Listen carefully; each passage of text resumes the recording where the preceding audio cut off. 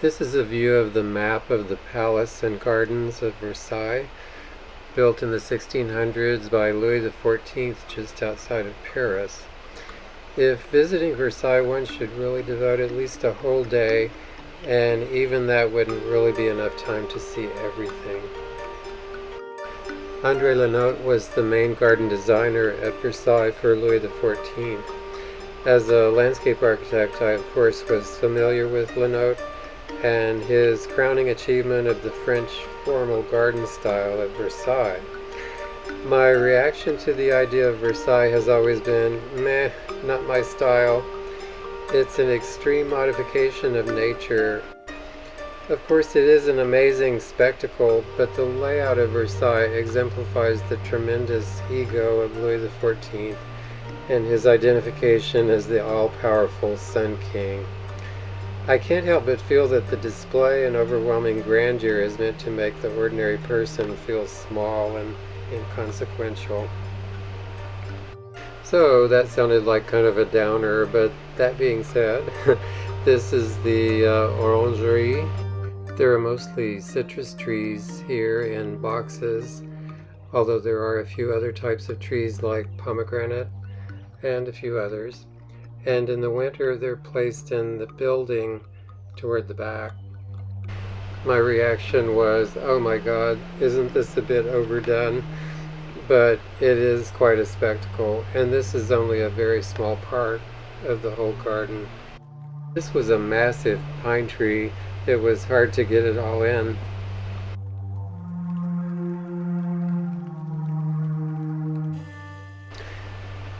This is a Bacchus fountain and a statue of Castor and Pollux. These vast gravel walkways are enormous. You could die out there on a hot day.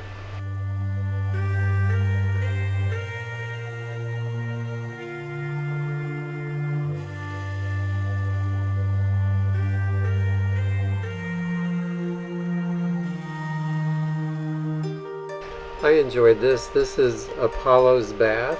It was actually installed, I think, in the 1700s, and it's Apollo attended by nymphs and also the horses of the sun. There are also sculptures of the horses of the sun inside the chateau.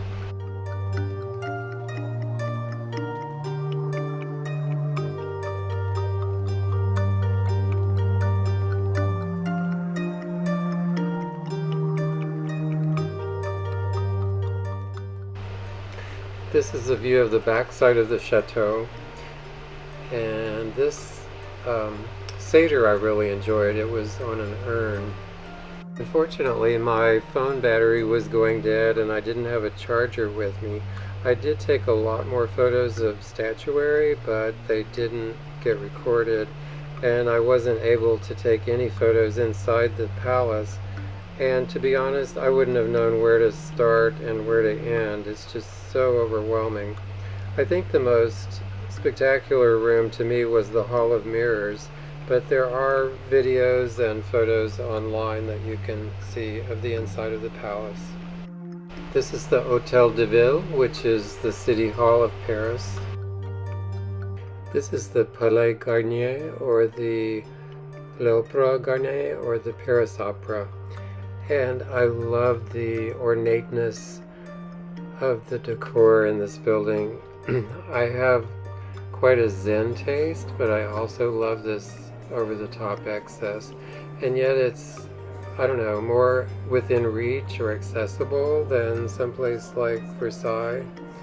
But it's quite stunning. I was on a guided tour.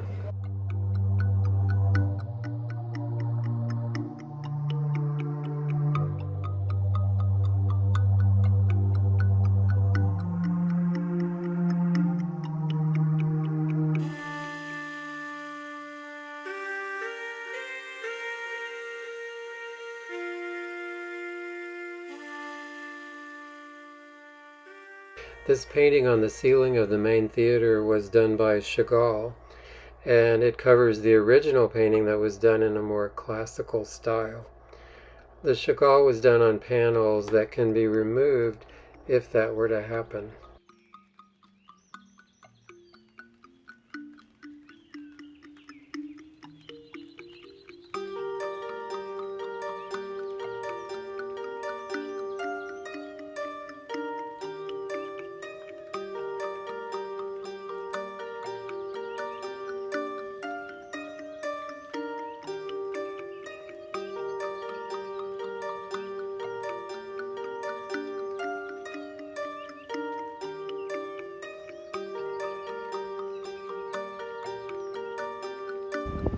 This is the Seine.